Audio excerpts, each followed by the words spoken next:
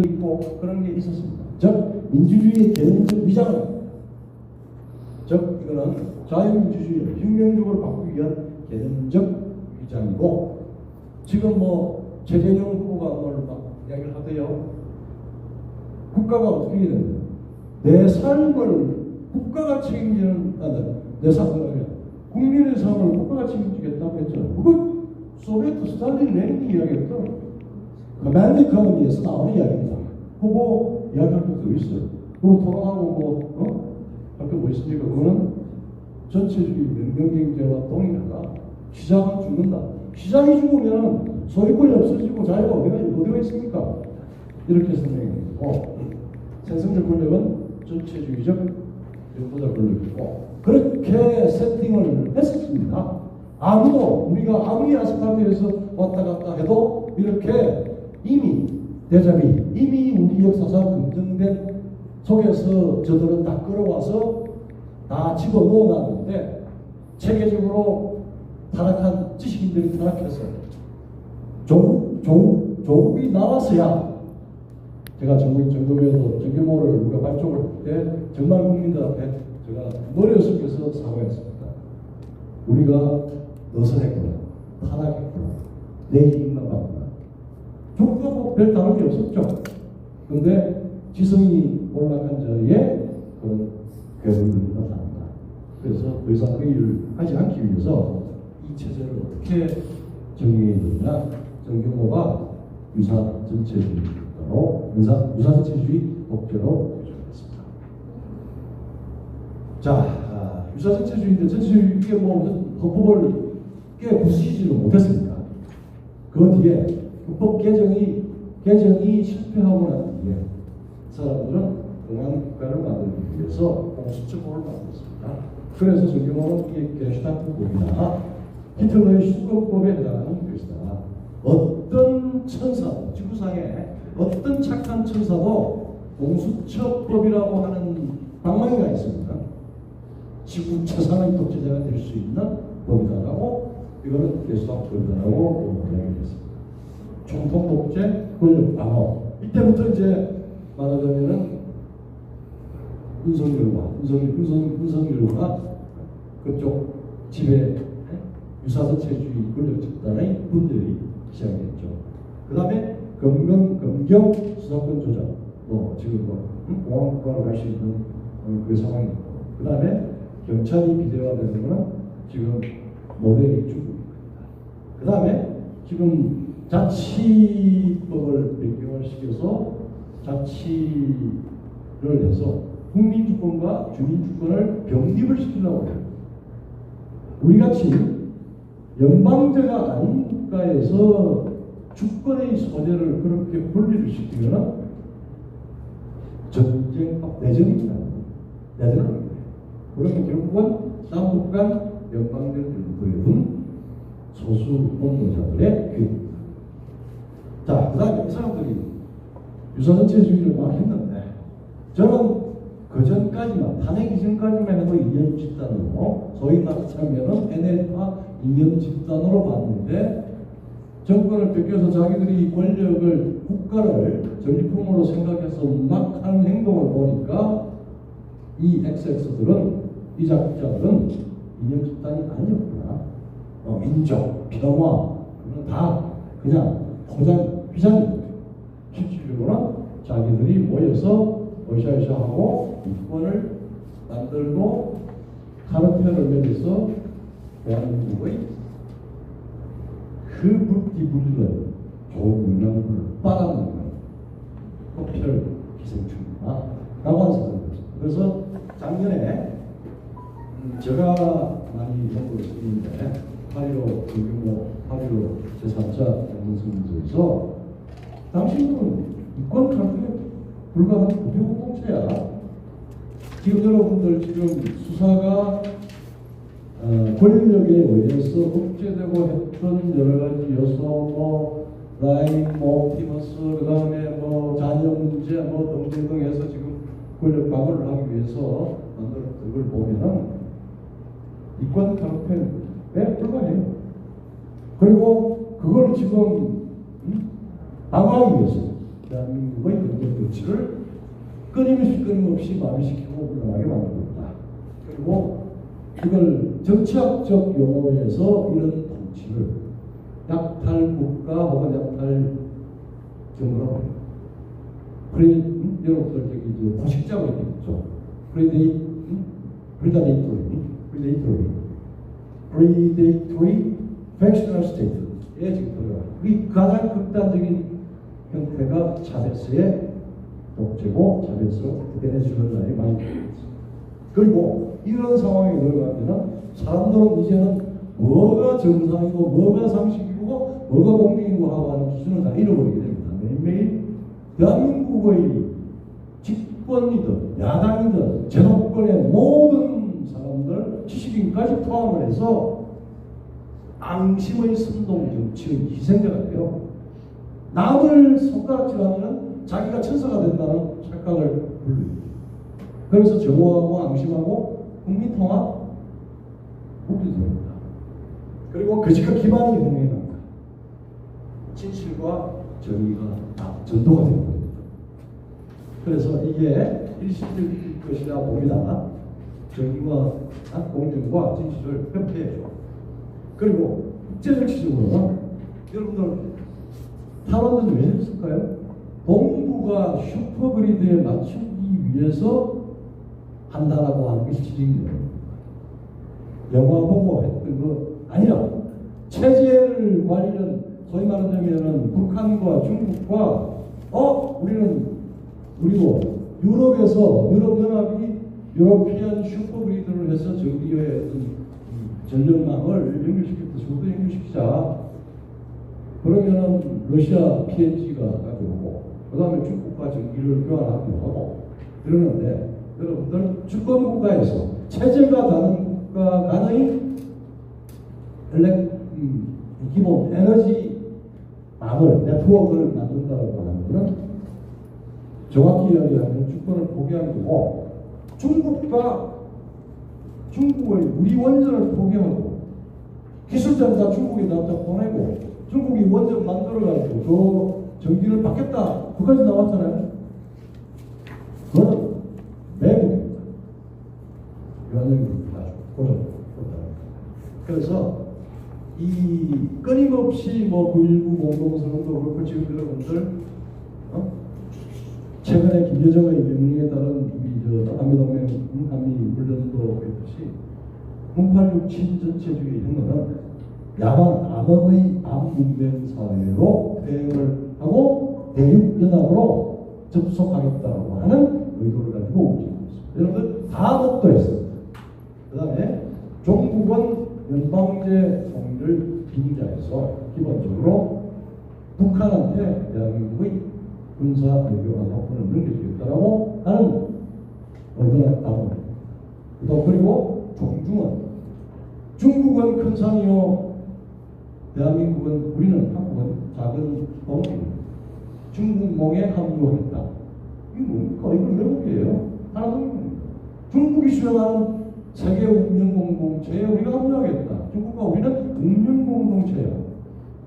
4대 중화질서의 촉방이 되겠다라고 하는 대한민국 대통령의 선언이에요. 4대를 통한 내국입니다. 종중의 늪에까지 있습니다. 자, 근데 이게 자기들 뜻대로 되겠습니까? 7개월 남았습니다. 중공에 대한 미국과 문명국의 공식, 지금 미중전쟁이 벌어지고 있습니다. 그 결과는 명약관화입니다. 아무리 중국이 지금 바이러스 세계대회 대전까지 일으켰다. 그런 측면에서 지금 우리는 절망만 하고 있을 상황이 아니라 새로운 21세기의 신문명을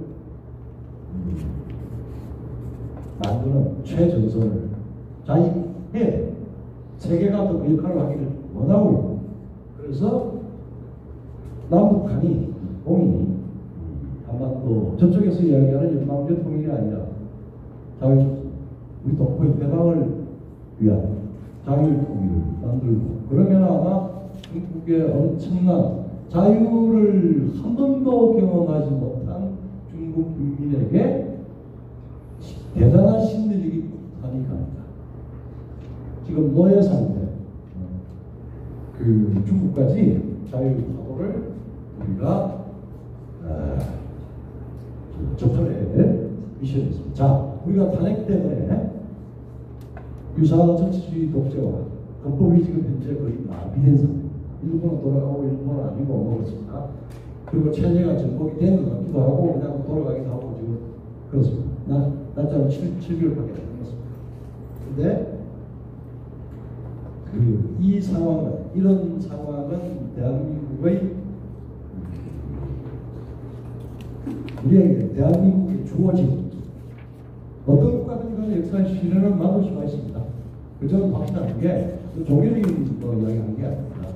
다 역사는 마키아벨리가 얘기했듯이 포르투나와 기회와 그 다음에 리세스터, 필요 혹은 덕성, 우리가 우연에 의해서 혹은 우리가 굳이 알지 못하는 구시구식간의 탄핵이라고 하는 이 황당한 역사의 소용돌이에 빠졌지만 이 상황에서 대한민국 48년 8월 15일에 선포한 자유민주공화국의 헌법체제가 얼마나 소중했으며 또 앞으로 이걸 수록해서 세계사에 우리가 기여를 해야 될 중요한 소명이 있다고 하는 각성의 시기로 깨닫고 소수지만 그 부분을 국민들한테 전파하고 결국은 대한민국의 선거의 무결성을 받고 선거를 대한민국의 주권을 오염시키는 여러 가지 시도가 있을 수 있지만 그걸 막으면 단일을 하면 하고 절도 있게 지금 5년 동안에 벌어졌던 역사적 범죄에 대해서 주범과 종로과 무역자들을 가려내서 준비해서 필요한 사람들한테는 정확히 정당성과 적법성을 갖춘 방법으로 엄정 처리를 하는, 그래서 자유의 나침반을 같이 져서 한국을 재활시키고 재건설을 하게 되는 그런 각오를 가져야 되는 거고, 여러분들이 탄핵을 보는 문제는 그런 역사적 소명의식과 역사시각과 그런 쪽에서 감사하겠습니다. 그리고 많은 국민들이 동참하시길 생각합니다. 제가 앞장서겠습니다. 감사합니다.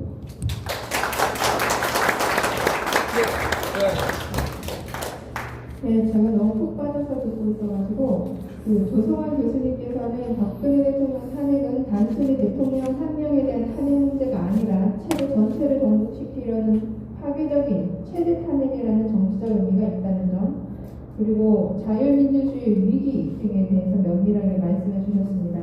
탄핵을 보는 관점을 법 체계에서 더 나아가서 전체적인 숲을 바라볼 수 있게 해주신 교수님의 말씀에 깊이 감사드립니다.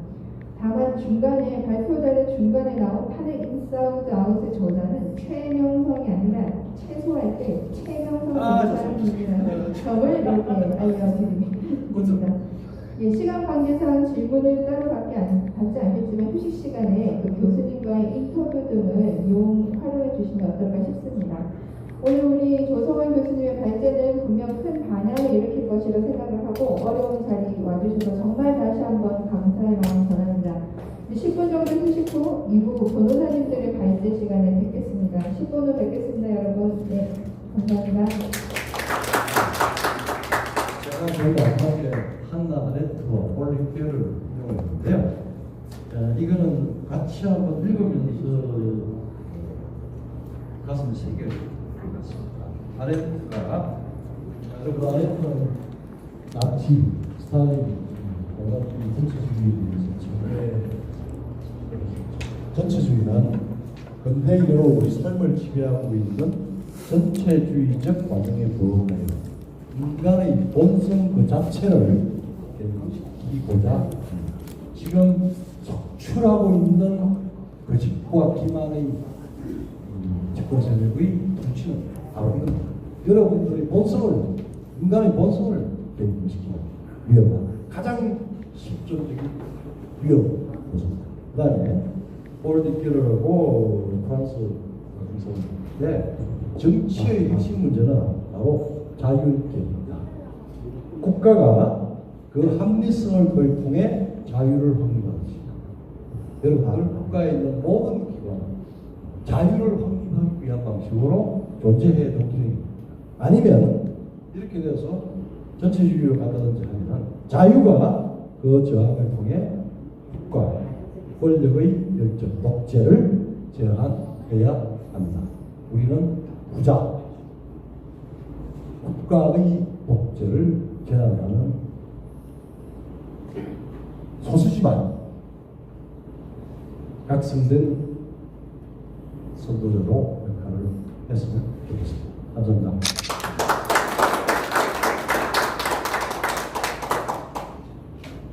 네, 사실 교수님, 아까 이제 바이마르 헌법이 이제 인류 역사상 최고의 헌법이다 이렇게 지금까지 뭐 정리하는 뭐 그런 뭐 아직까지 존재하는 것 중인데 저는 사실 그 의견에 동의하기가 어려워요. 왜냐하면 바이마르 헌법이 히틀러를 탄생시켰어요.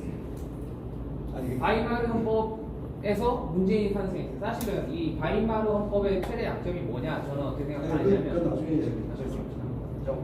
알겠습니다.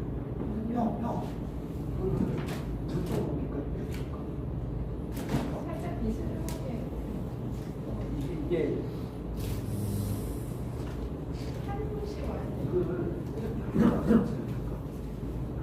네. 이게 어떻게 나온 거예요?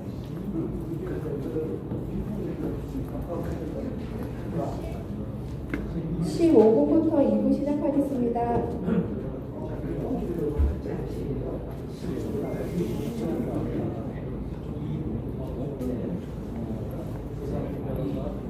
권재민이 애매해요. 사실은 애매하다고 하는 구체적으로 국민들 평화에 간다라고 하죠. 시도는 그게 없다니까. 이건 프랑스는 저기야, 가서 꽂아 봐봐. 아니, 꽂아 하나 더.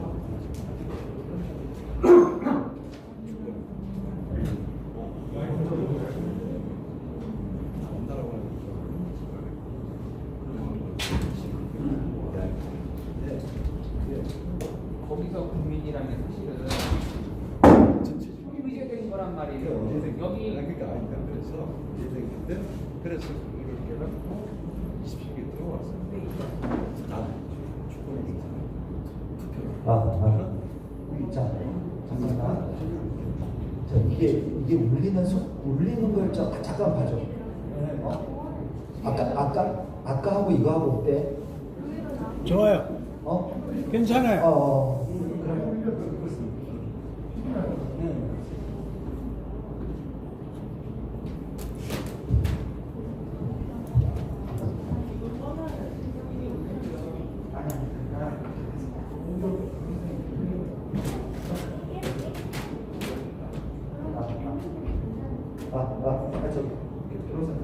그럼. 형 이거 소리 들리나?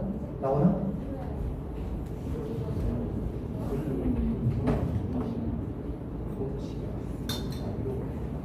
마이크 안 쓰는 건 꺼주세요. 그래야 안 울립니다. 두 개만 켜놓고. 이따가 발언이 끝나고 나면 열리는 대로 인사말 할 때만 켜놓고 인사말 할 때만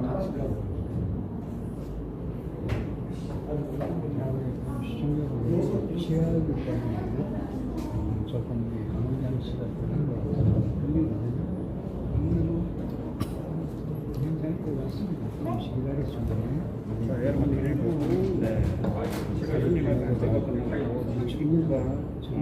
준비 중에 있습니다.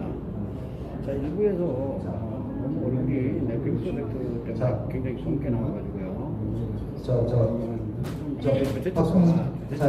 아까 하고 이게 저기 에어포트 가면 하울링 들어가는 거 어때? 이게 장소는 어떻게 되나? 모르겠습니다. 아까 그 어떤 게 되나?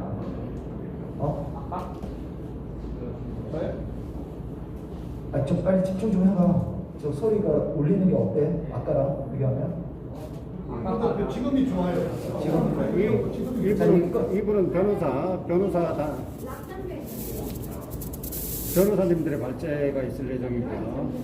네, 이거 IT 샤워 아니, 조성환 교수님. 이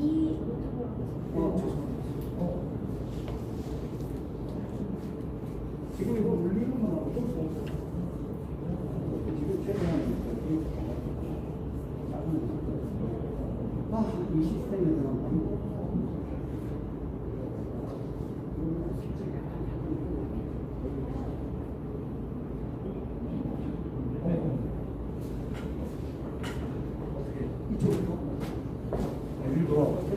내가 들어줄게.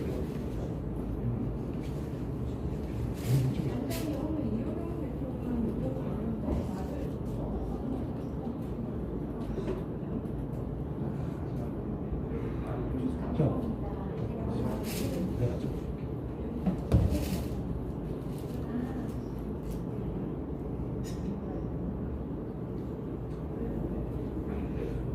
어디 가시지?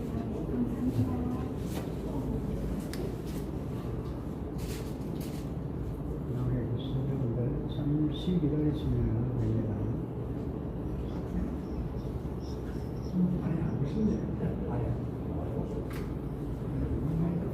어디 가시지? 여기 계시구나.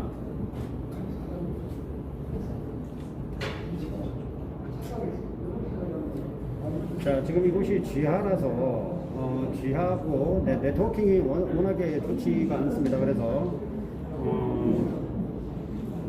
자, 이 지하에다가 네트워킹이 좋지가 않아서 이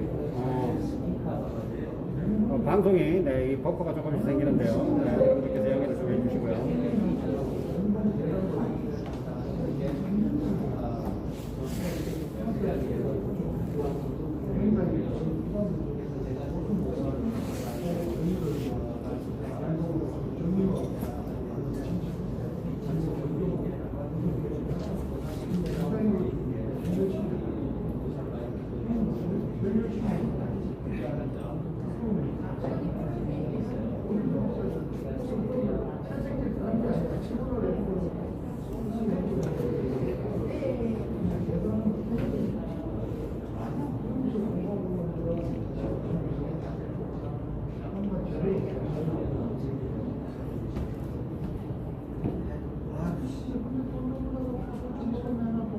자, 이제 2부를 시작하도록 하겠습니다. 2부에서는 자리에 앉아주십시오. 2부에서는 구상진 변호사님과 권오연 변호사님을 모시고 발제를 들어보도록 하겠습니다. 우선 구상진 변호사님께서는 서울시립대 로스쿨 원장을 역임하시고 현재 헌법을 생각하는 변호사 모임의 회장으로 계십니다. 박근혜 대통령의 탄핵 사건 당시 변호인의 일원으로 활동하신 변호사계의 살아있는 역사 구상진 변호사님을 모시게 되어 정말 영광입니다. 그리고 권오연 변호사님은 한반도 인권과 평화를 위한 변호사 모임의 사무차장으로서 다 설명할 수 없는 많은 시국 사건을 직접 담당해 오셨고 현재도 담당하고 계십니다. 우리 구상진, 권오연 두 분 변호사님을 큰 박수로 맞아주시기 바랍니다.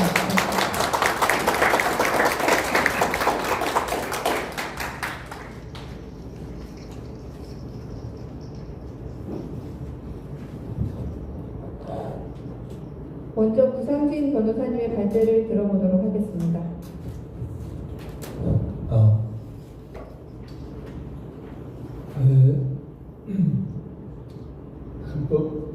헌법재판소의 결정은 헌법재판소법에 국가기관을 기소한다고 되어 있습니다. 그리고 또 어차피 탄핵은 기정사실이 된 것이니까 이것은 그대로 받아들이고 탄핵을 전제로 정치 발전을 해야 된다. 탄핵의 강을 건너자고 합니까? 뭐 그런 종류의 주장이 팽배하고 있는데 우리 헌변으로서는 그러한 주장을 쉽게 수긍하기 어렵습니다. 그 이유는 우선 앞에 조성환 교수님께서도 헌법의 근본 원리에 대해서 좀 말씀을 하셨는데 우리 자유민주주의 헌법 체제에서 주권자인 전체 국민이 투표에 의해서 국가 헌법기관을 구성하는 것은 매우 중요합니다. 그래서 투표의 공정성이라는 것은 자유민주주의 핵심적 가치의 하나이고 또 그렇게 해서 선출된 헌법기관 그 중에서도 특히 대통령이 그 헌법에 의한 권한을 행사하고 지위가 보장되는 것 자체가 헌법 질서의 근간에 속한 것입니다. 그런데 이 선거의 공정성이나 또 그렇게 해서 선출된 국민 대표기관의 그 지위와 권한이 부당하게 침해가 된다면 더 이상 자유민주주의 체제는 유지가 될 수가 없는 것입니다. 그런 짓을 하는 세력이 있다고 할 때는 그 세력이 결국 모든 국민을 능멸하고 지배하는 그런 결과를 초래하게 되기 때문에 그런 일은 용납할 수가 없는 것입니다. 히틀러에 의해서 여러 가지 참담한 경험을 한 독일 국민들은 2차 대전 이후에 그와 같은 헌법의 근본 질서 침해에 대해서 매우 엄중한 그 방어 장치를 설정을 했는데 그 중에 한 가지를 들자면 그러한 헌법 침해를 하는 자에 대해서는 헌법이 보장하는 기본적 인권 일부를 박탈하도록 되어 있습니다.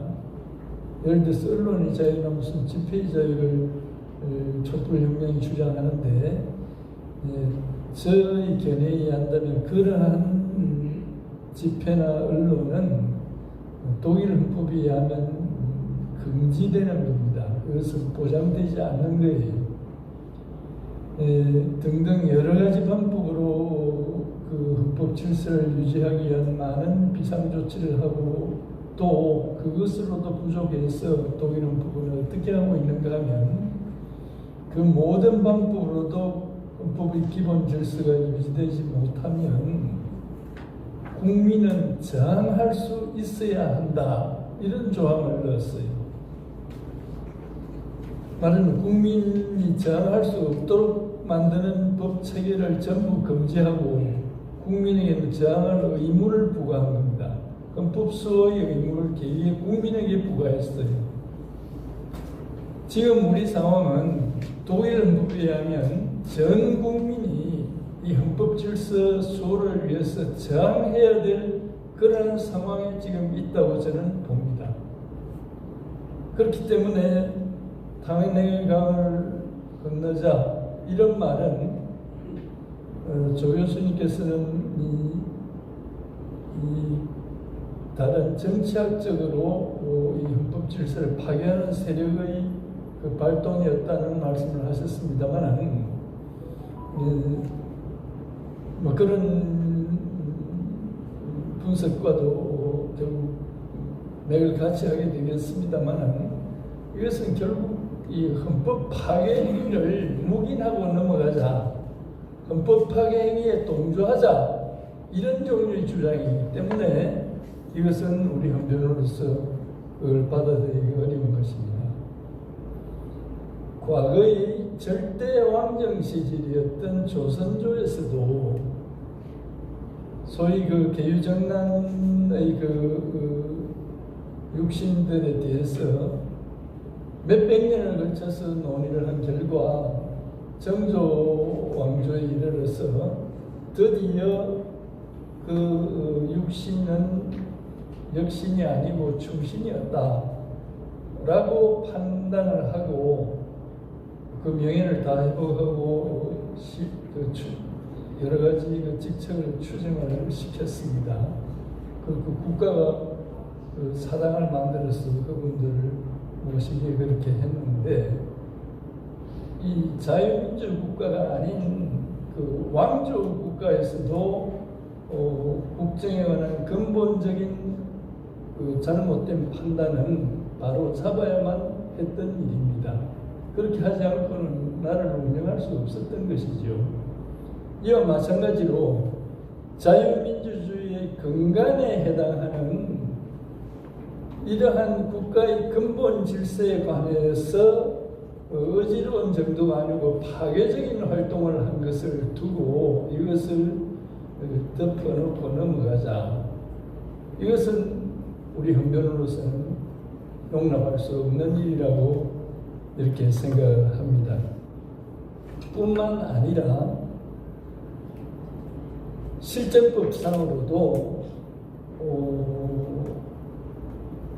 탄핵 재판에는 형사소송법이 준용되었기 때문에 형사소송법에 의해서 재심을 할 절차가 남아 있습니다. 좌파들이 수십 년이 지난 사건에 관해서 오늘날의 잣대를 가지고 거의 억지노를 해서 많은 사건을 재심무죄를 시킨 것을 여러분 잘 아실 것입니다. 이 탄핵 사건은 이 나라가 망하지 않는다면 재심위에서 반드시 새로 신의되어야 되고, 또 학문적으로 또 역사적으로 이것은 많은 연구가 되고 정리가 되어야 될 부분이기 때문에 이것을 덮어놓고 갈 수가 없는 것입니다. 탄핵에 관해서 여러 가지 말씀을 드릴 수가 있겠고, 제출되었던 서류만 해도 수십만 쪽에 이르기 때문에 이것을 간단히 몇 마디로 말씀드리는 것은 쉽지가 않습니다. 근데 탄핵 절차가 근본적으로는 정치적인 절차였기 때문에 일련의 그 정치적 경과를 우리가 살펴볼 필요가 있습니다. 특히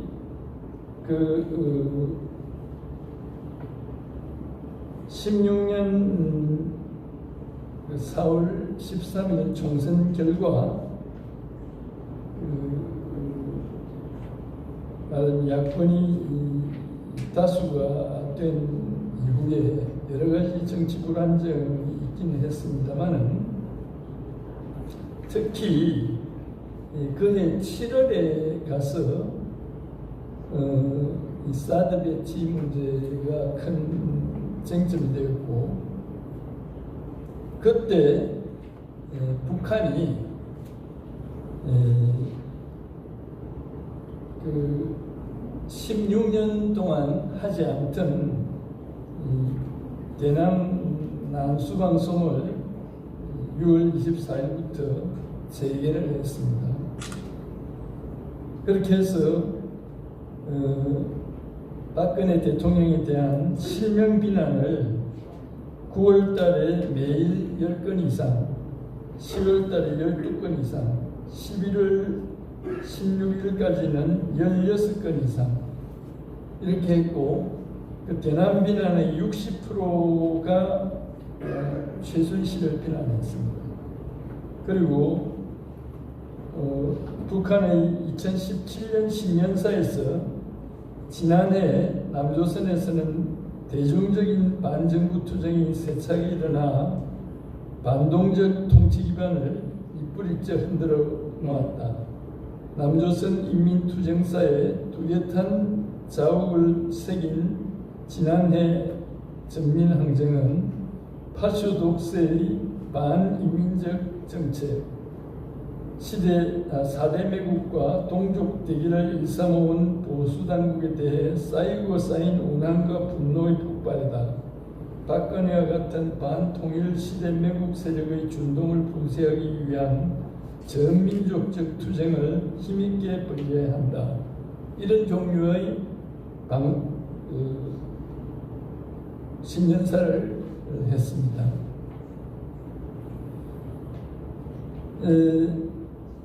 그러한 북한의 그 주장에 거의 발맞추다시피 7월 26일 날 조선 한겨레 경향이 미르재단과 K스포츠재단에 관해서 일제히 보도를 게시했고 10월 19일에 이래서 JTBC가 최순실이 대통령 연설문 선보는 것을 즐겼다라는 고영태의 진술 보도를 방영했습니다.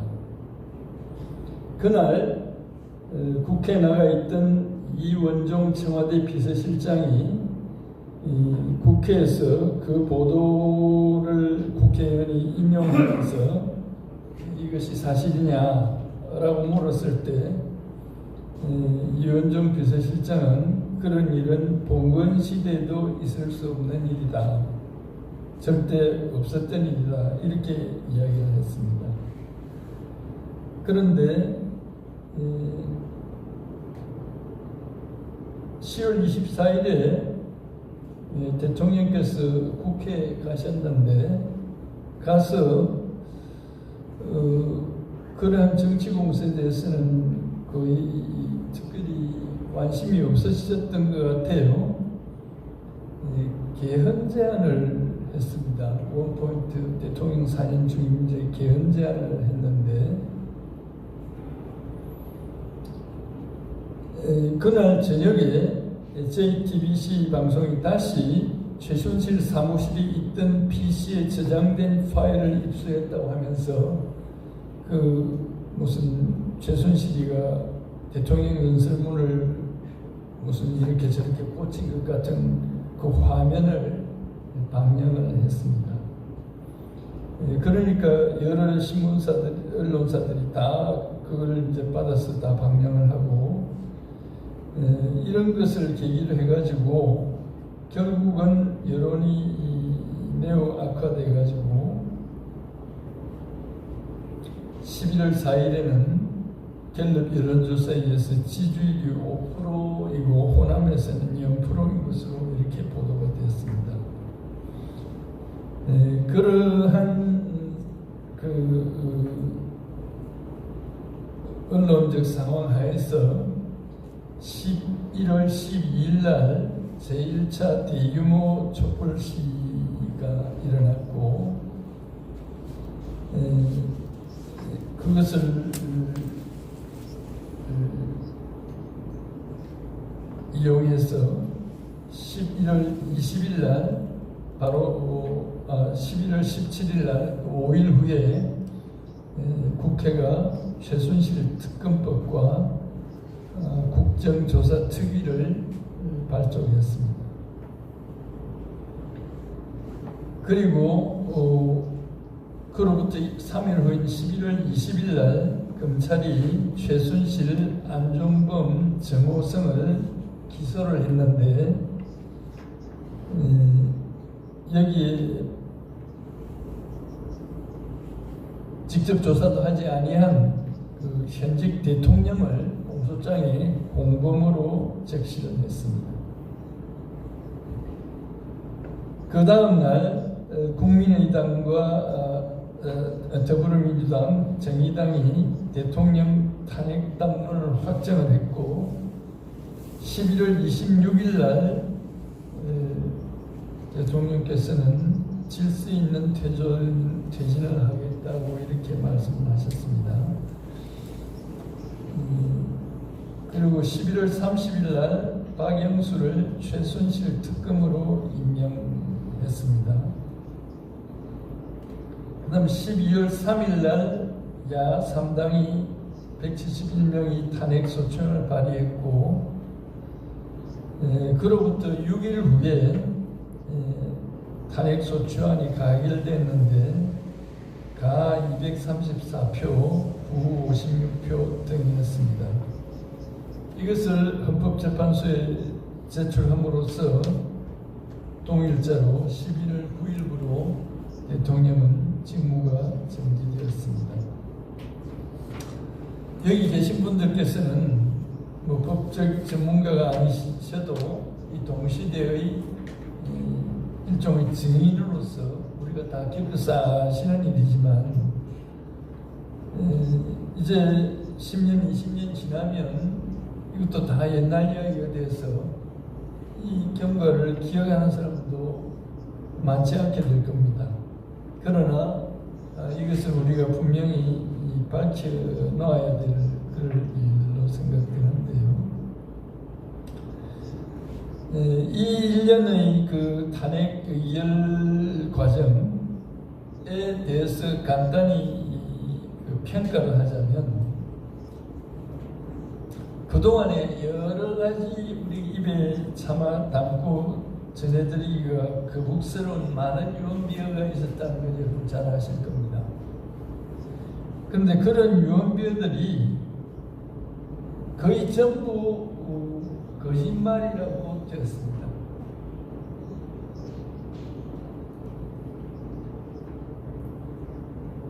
예를 들어서 태블릿 PC는 변희재라는 사람이 이 문제를 가지고 좀 논란을 했다고 해서 구속이 됐는데 자기가 무죄인 것을 밝히기 위해서 옥중에서 열심히 투쟁한 결과 여러 가지 증거가 새로 확보가 되었습니다. 그 증거에 의하면 이 일명 최순실이라고 부르는 최서원이는 아마도 이 태블릿 PC는 사용한 일이 거의 없는 걸로 보이고 특히 그 문서 수정 기능은 이 태블릿 PC에 없다고 확정이 되었습니다. JTBC에서 보도했던 그 텔레비 화면은 이 태블릿 PC의 화면이 아니고 JTBC의 컴퓨터 화면을 보도했다는 겁니다. 이것이 태블릿 PC 화면인 것처럼 속에서 이 변희재 씨의 주장에 의하면 이 태블릿 PC의 그 구입 과정에서 사용된 증거를 검찰이 그 구입 계약서의 1면과 3면을 검찰이 위조했다고 합니다. 수사를 하는 검사가 그 책임자가 지금 대통령도 하겠다고 하는 것 같은데 증거를 위조를 해서 유언비어를 날조를 했다. 지금 이것이 거의 정설로 되어 있습니다. 그 다음에 세월호 7시간에 대해서 온갖 이야기들이 떠돌았는데 뭘 어디 무슨 침대에서 뭘 했다느니 이것이 전부 거짓말인 것이 확정이 되었습니다. 안민석은 2017년 7월 JTBC와 인터뷰에서 고 박정희 대통령이 국가 돈을 빼돌린 것이 무려 8조 9천억 원이었고 그 돈을 현재 가치로 치면 약 300조나 되며 그 돈이 최태민 일가로 흘러들어갔다고 말했는데 지금에 와서는 자기는 그런 말 한 일이 없고 극우 세력들이 음해한 것이라고 우기고 있습니다.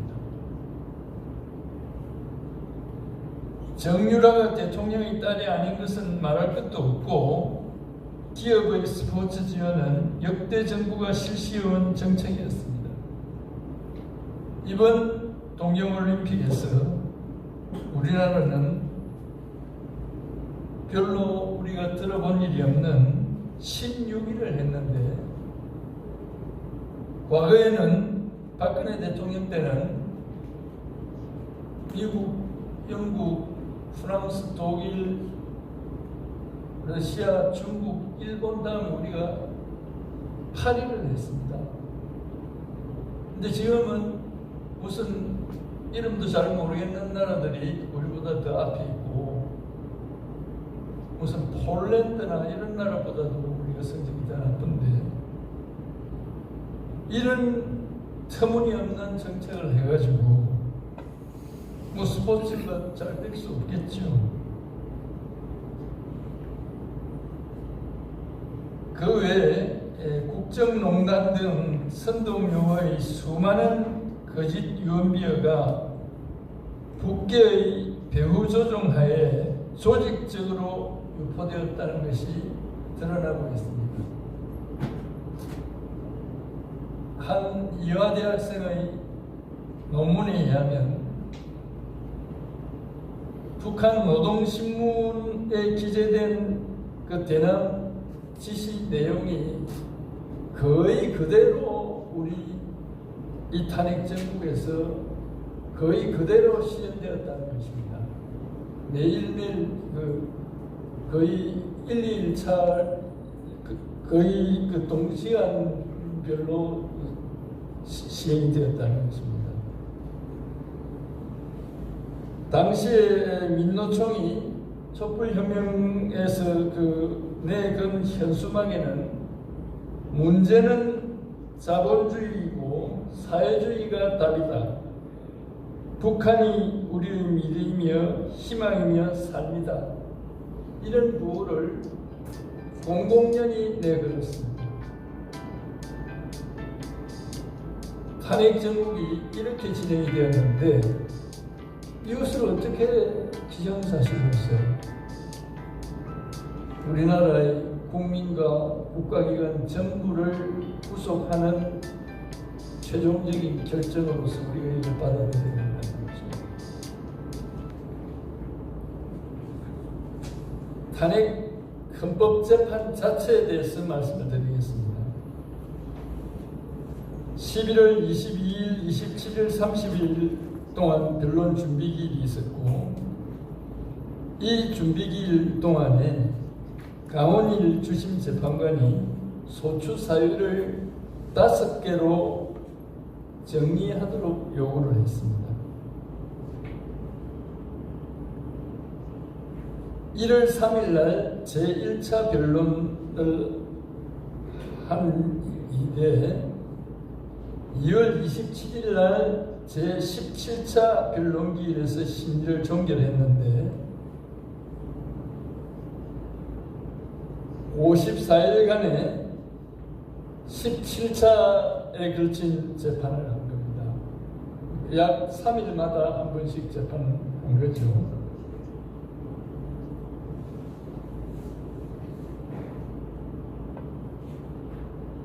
그 과정에서 1월 25일 날 그 박한철 소장이 퇴임하면서 3월 13일까지 판결이 선고되어야 된다, 결정이 선고되어야 된다, 이런 발언을 했고,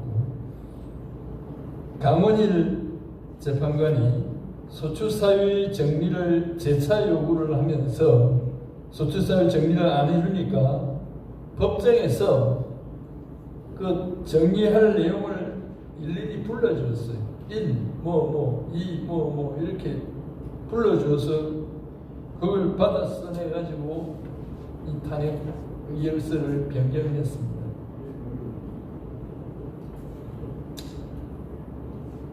좀 제가 사적인 입장입니다만은 제가 서울시립대학교 교수를 할 때 박한철 당시 검사가 무슨 일인지 거기 대학원에 입학을 해와서 제가 지도교수였습니다. 그래서 제가 헌법재판소장의 지도교수로 되어 있어서 변론을 참여하기 곤란했는데 그분이 퇴임했기 때문에 그 이후에 제가 도저히 그대로 보고 있을 수가 없어서 변론에 늦게 참여를 했습니다만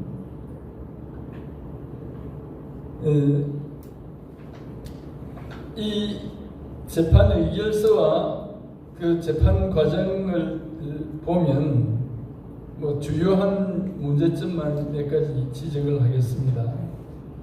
우선 국회가 심리를 함에 있어서 12월 3일 날 이 소추안이 발의된 뒤에 이 심의하는 절차가 아무 데도 없었어요. 특별위원회를 연 일도 없고 본회의를 연 일도 없고 아무것도 안 하고 그냥 그냥 쥐고 앉아 있었어요. 그러다가 9일날 본회의를 열어가지고 1시간여 만에 결국 의결을 하고 마쳤는데 대통령의 답변을 듣지 않은 것은 말할 것도 없고 토론도 거치지 않았고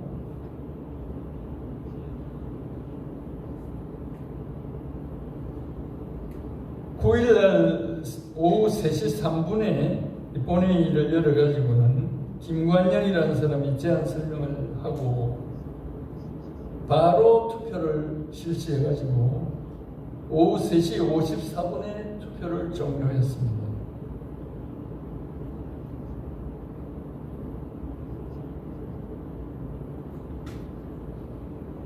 제가 조사한 바로는 이 탄핵 소추문이 국회의원에게 배포도 안 되었다는 거예요. 그러니까 무슨 사유로 이 탄핵 이해를 하는지조차 국회의원에게 알려져 있지도 않았다는 겁니다. 이것은 이 탄핵이라는 것은 매우 예외적인 경우이고 우리 헌법이 국정의 여러 상황에 용의 주도하게 대처하기 위해서 이렇게 충분히 심의를 하고 제정된 헌법이 아니지 않습니까? 정치적 격변 시에 어떤 정치적 결정에 의해서 제정된 그런 헌법들이기 때문에 우리 헌법에는 탄핵에 관해서 거의 한 줄뿐이 아무것도 없어요. 외국의 헌법에도 그렇게 탄핵에 관해서 장황한 그 내용을 가지고 있지는 않은 경우가 많은데 이 탄핵 절차를 심의하는 것은 국회법에 약간 있는데요. 그것도 그냥 그 일반 안건 심의 절차 정도로 그렇게 돼 있어요. 근데 우리 탄핵 절차의 헌법에 있는 중요한 그 특징은 탄핵 이결서가 헌재 제출이 되면 그 탄핵 심판을 당한 당사자는 징구가 정지되도록 되어 있습니다. 그런데 이것은 전 세계의 탄핵 절차의 그 사례에 비한다면 거의 1% 이내에 속할 정도로 지극히 예외적입니다. 미국의 경우에는 탄핵이 종결될 때까지 대통령은 직무를 그대로 행사합니다. 독일의 경우에는 헌법재판소가 직무 정지를 할 것인가 안 할 것인가를 특별히 별도로 결정하도록 되어 있어요.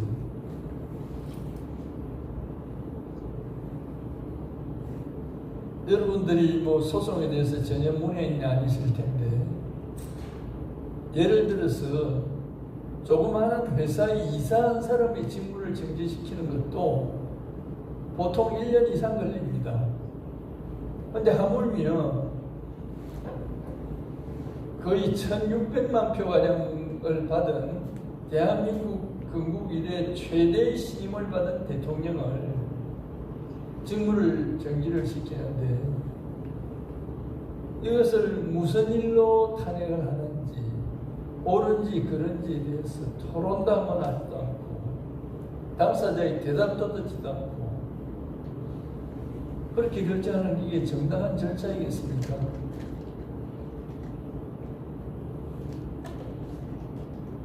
여러분들께서 적법 절차를 말 많이 들으셨을 겁니다. 그 말은 미국 헌법의 용어는 due process입니다. due process. 쉽게 말해서 정해놓은 아무런 절차라도 하면 된다는 뜻이 아니고 그 절차가 적정해야 된다는 거예요. 기우한 절차에 의한 진행만 그것이 합법적이라는 거예요. 적정하지 아니한 절차는 그것은 원칙적으로 헌법이 허락하지 않는 절차입니다. 이것이 적정한 절차입니까?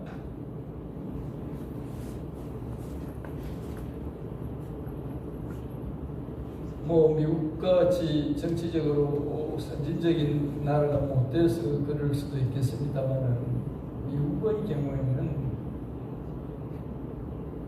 여러 건으로서 대통령을 탄핵하지 못합니다. 탄핵하는 건은 탄핵이 되는 한 건 한 건을 별도로 해야 돼요. 여러 건을 경합한다면 한 건마다 탄핵 사유가 되는지 안 되는지를 별도로 의결해야 합니다. 뭐 우리 그 무슨 농담으로 예컨대 고수도 할 때 사사구통이라는 게 있지 않습니까? 이거 뭐 잘 안 되는 거 여러 개를 합해가지고 뭐가 되는 게 아니에요. 안 되는 거는 10개를 합해도 안 되는 거고 100개를 합해도 안 되는 거예요. 탄핵 사유가 되는 요건들을 한 개씩 별도로 분리해서 의결해야 돼요. 우리 국회법은 그런 식으로 되어 있지 않지만 나도 법률을 뭐 입학한 때로부터 1968년도에 법과대가 들어갔는데 지금 50 몇 년을 법률을 하고 있는데 아무리 읽어봐도 난 탄핵 그 이열서가 뭐라고 써놨는지 알 수가 없어요. 제 의견으로는 주어 동사도 안 맞는 것 같아요.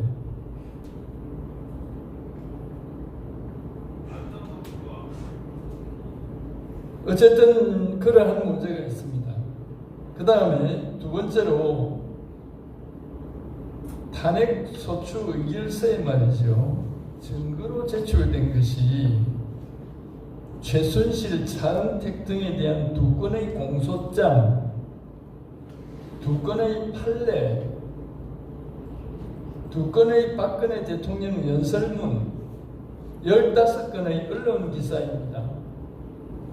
근데 이것은 미국의 트럼프 대통령을 지난 2월 달인가 탄핵하면서 그 근거가 뭐냐고 하니까 뭐 어떤 언론 기사라고 해가지고 크게 망신을 하고 바로 철회한 거 여러분 기억하시죠?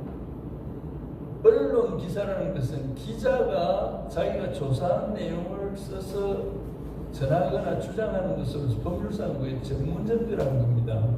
전문의 증거는 증거가 아니라는 것이 증거법의 기본 원칙입니다.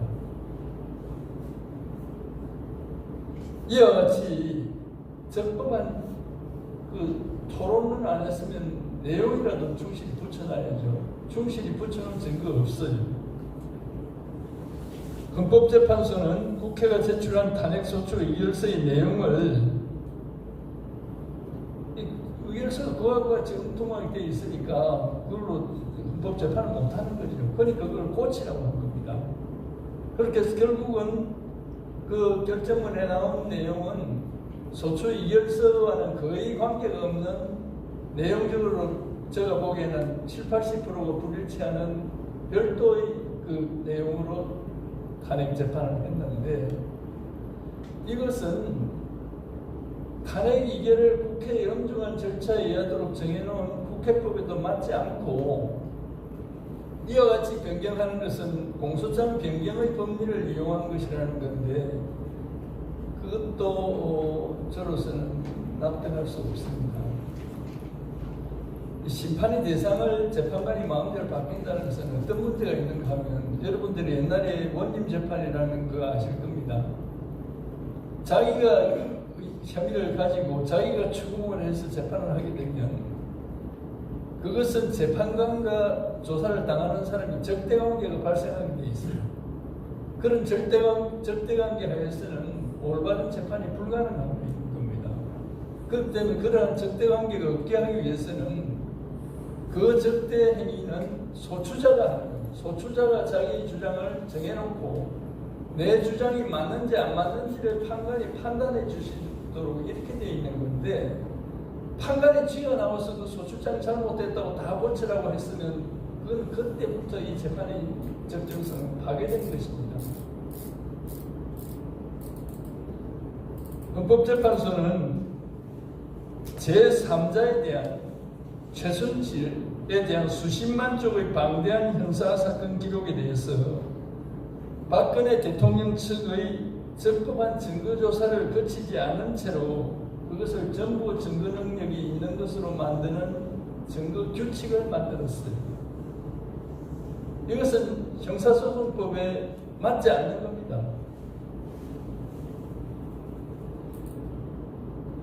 헌법재판소는 변호인단의 정당한 심리 요청을 거부한 채 심리를 종결을 했고, 심리 종결 후에도 특검 측으로부터 수십만 쪽의 수사 기록을 증거로 제출받았습니다. 그 속에 뭐가 있는지, 수십만 쪽이 뭔지 압니까? 하루에 300배씩 읽어도요, 1년 내내 읽어도 못 읽는 내용입니다. 그런 것을 받아놓고 그 안에 무슨 증거가 있는지도 모르는데 어떻게 그 탄핵 기각을 시키겠어요? 그걸 받으면 안 되는 거죠. 심리가 종결된 뒤에는 증거를 받을 수가 없는 것입니다. 지금까지는 주로 절차적인 문제를 말씀드렸습니다만, 실체적으로도 파면의 사유로 삼은 미르재단 설립과 출연 요구 등에 대해서 공무원 인사에 관한 개입, 기업 경영의 자유와 재산권 침해, 문서 유출 등 사안에 대해서 관련 형사재판에서 모두 무죄가 선고되었습니다. 그러니까 탄핵의 사유로 헌법재판소 결정문에 기재되어 있는 내용 중에 상당한 부분이 무죄로 되어 있습니다. 어떤 사람은 탄핵 절차는 징계 절차이기 때문에 형사법상의 무죄에도 징계 사유는 될 수 있다, 이런 주장을 합니다. 그런데 그것은 탄핵 법리를 잘 모르고 하는 이야기입니다. 간단히 이야기해서 탄핵 제도는 영국에서 국왕에 대한 형사재판으로서 발전된 겁니다. 이것이 형사소송법으로서 준용 법률을 하는 것도 이것이 형사 절차이기 때문에 그런 것입니다. 노무현 재판 때 범죄로 인정이 되는 사유에도 그것이 중대하지 않은 경우에는 대통령을 탄핵할 수 없다고 그런 결정을 제가 한 적이 있습니다. 간단히 말씀드려서 이와 같이 많은 부분에서 이 헌법재판은 그대로 이미 기정사실이니 넘어가자라고 동의하기가 아주 곤란한 내용입니다. 한마디로 작년 11월 달에 서울대학교 학생 사이트에 대통령님 미안합니다 라는 글이 올라온 것 기억하시죠?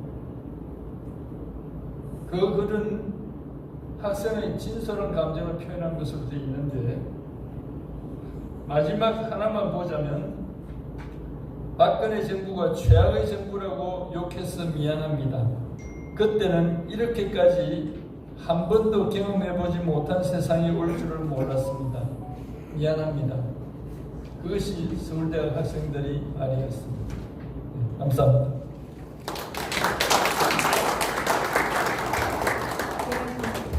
네, 구상진 변호사님께서는 탄핵을 강요받는다는 얘기는 현재 헌법 체계상 용납하기 어려운 헌법 파괴 행위를 덮고 가자는 것이며, 탄핵 재판은 형사소송법상 재심이 가능한 것으로 학문적 역사적으로 계속적인 노력이 필요하다는 말씀과 함께 당시 사건 변호인으로서 겪으신 사건 경과를 구체적으로 설명해 주셨습니다.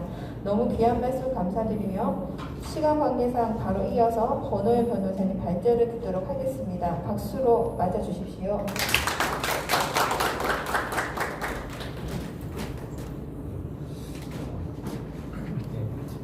발제를 맡은 권호연 변호사입니다.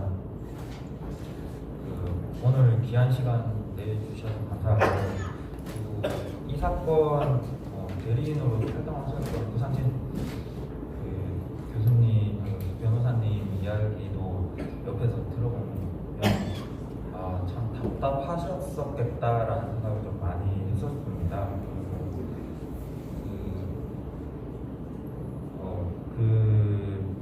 과거에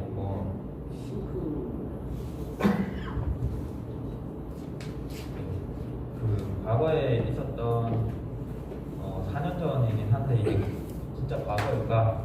앞으로 혹시나 또 반복이 될 수 있지 않을까? 그런 부분의 관점에서 한번 발제를 해볼까 합니다. 제가 아는 역사는 이제 과거 속에서 이제 반복하지 않도록 현재의 지혜를 얻는 차원에서 바라보는 관점에서 역사를 배우지 않았나 저는 그렇게 생각을 해왔었습니다. 저희가 여러 가지 탄핵 주제에 대해서 여러 가지 의견들이 있으실 수도 있고 탄핵의 강을 건너자라고 하시는 분들도 있을 수는 있는데 현실적으로 저희한테 도움이 되는 측면에서 탄핵 이미 벌어진 사안에 대해서 얻을 수 있는 지혜는 좀 얻었으면 하는 그런 차원에서 한번 말씀을 올리고자 합니다. 우선 이 탄핵이 박한철 소장님이 2017년 1월 31일 퇴임을 하시고 나서도 8분의 탄핵 재판관이 전원 동의로 탄핵 결정을 한 부분에 대해서는 과연 이게 논란의 소지는 있기는 하지만 왜 8분 전원이 동의를 했을까? 그 부분에 대해서는 분석이 좀 필요하지 않을까? 저는 그렇게 생각을 합니다. 우선 대한민국 헌법 보시면 65조의 탄핵 부분이 있고 113조의 6분 동의하에 탄핵을 할 수 있는 것으로 되어 있습니다. 근데 남아있던 8분 전원이 탄핵을 찬성을 한 이유에 대해서 한번 더 구체적으로 한번 봐야 될 것 같습니다. 뒤에 헌법재판소법도 비슷한 내용이 있고 32조 내용만 좀 보고 가겠습니다. 구상진 변호사님께서 그런 이야기를 하셨는데 탄핵 절차가 일종의 형사소송법을 준용을 하게 되고 32조 후단에 보면 다만이라고 나옵니다. 단서 부분에 재판 소추 또는 범죄 수사가 진행 중인 사건 기록에 대해서는 송고를 요구할 수 없는 것으로 규정은 당시에 이렇게 돼 있기는 했었습니다. 근데 탄핵 재판 자체가 이 규정을 명확하게 절차적으로 준수는 하지 못했던 사정이 아마 있었던 것 같습니다. 뒷부분 40조 넘어가면 빨간색으로 표시가 되어 있죠. 탄핵 심판 같은 경우에 형사소송 절차를 준용하는 것으로 나옵니다. 그리고 50조 같은 경우에는 헌법재판소 심판이 있을 때까지는 권한 행사가 정지됩니다. 51조 탄핵 심판 청구와 동일한 사유로 형사소송이 진행되고 있는 경우에도 재판부는 심판 절차를 정지할 수 있는 것으로 되어 있기는 합니다. 당시 헌법재판소가 나 이거 탄핵 재판 판단 못하겠소라고 충분히 이야기할 수 있었음에도 불구하고 탄핵 심판은 강행 처리가 되었습니다. 그리고 뒷페이지 보시면 뒷페이지에서 제가 말씀을 드리겠습니다만 한 3개월에 걸쳐서 탄핵 심판 결과가 나오게 됩니다. 왜 그런가 한번 보겠습니다. 뒷페이지 5페이지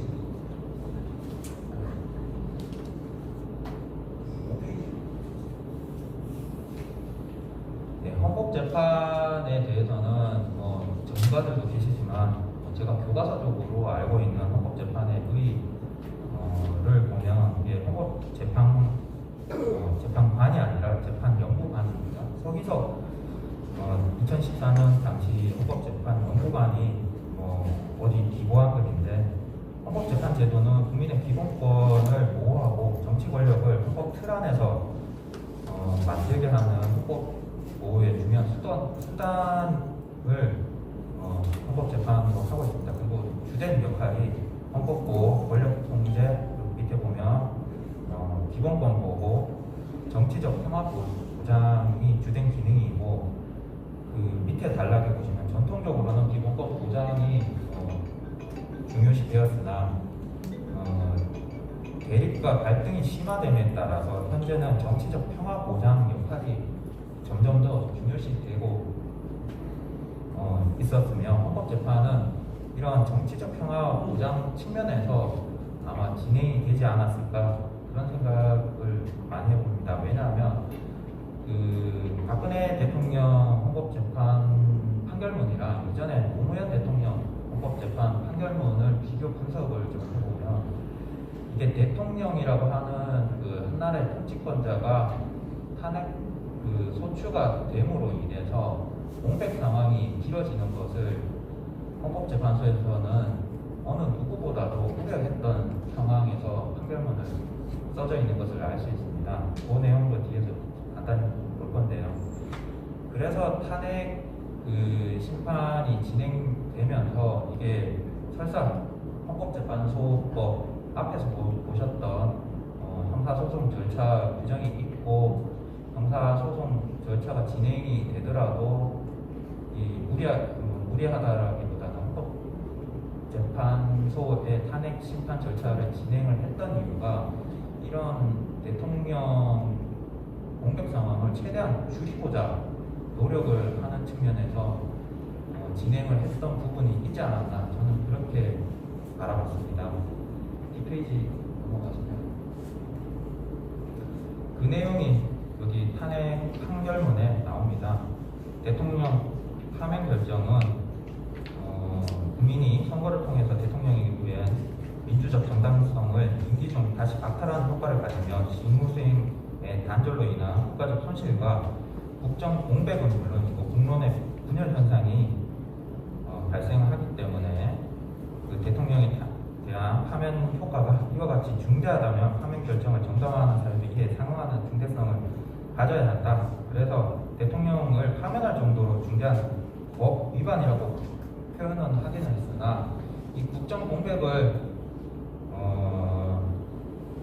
뭐 이렇게 상쇄시킬 만한 그런 사유가 있는지 여부에 대해서는 법리적인 판단보다는 정치적인 판단을 할 수밖에 없었던 게 헌법재판소의 역할이었다라고 보여집니다. 특히 헌법재판소 같은 경우에는 헌법재판이라고 뭐 명칭은 되어 있으나 정치적 사법재판 기관입니다. 그 저희가 이제 법조인들이 교과서적으로 배울 때도 헌법재판소는 일반 법원하고는 좀 다르게 정치적인 재판을 하는 그런 기관으로 배우고 있습니다. 그 헌법재판소 자체가 이제 세워지게 된 것도 이제 87년 체제에서 이제 만들어진 정치적인 판단도 하면서 사법에 대해서 권력 분립을 제대로 준수되고 있는지 그런 부분에 초점을 맞춰서 만들어진 기관으로 알고 있습니다. 그러다 보니 이 탄핵 재판도 정치적인 관점에서 사법이 과연 어떻게 엄밀하게 준수되어야 하는지 말아야 되는지 뭐 그런 부분에 대해서는 탄핵 재판소 스스로 판단할 수 있는 그런 재량적인 부분, 국가 내지 이제 국론 분열을 어떻게 하면 막을 수 있을까요? 그런 고민에서 아마 탄핵 재판이 이루어졌던 것으로 보입니다. 이 페이지 넘어가시면 탄핵 판례 두 가지 비교해 보겠습니다. 그 앞에 거는 노무현 대통령 건이고 뒤에 거는 박근혜 대통령 건입니다. 노무현 대통령 건 밑에서 세 번째 줄 보면 박탈해야 할 정도로 국민의 신임을 저버린 경우에 해당된다고 볼 수 없다라고 한 시가 되어 있습니다. 당시 노무현 대통령은 그 2003년 12월 14일 날 대선 자금으로 은퇴 발언을 했고 그때 당시에 지지율 자료를 보면 한겨레 신문 같은 경우에는 2003년 12월 20일 때 지지율이 26.4% 정도 나왔고 이 탄핵 재판 발의가 되었던 그 시기에 탄핵 재판 발의가 2004년 3월 12일 날 발의가 됐는데 3월 30일자 한국일보 지지율을 보면 62.8%의 국민들의 지지를 얻음에도 불구하고 탄핵 소추가 되었던 상황이 있었습니다. 반면 박근혜 대통령권 같은 경우에는 이게 피청구인 박 대통령을 말씀하시죠. 피청구인을 파면함으로써는 헌법소의 이익이 대통령 파면에 따르는 국가적 손실을 압도할 정도로 크다고 인정된다. 밑에서 두 번째죠. 그렇게 판시를 했었습니다. 참고로 구상진 변호사님이 이제 인용해 주신 그 자료에서도 나오기는 하는데 5%대에 이릅니다.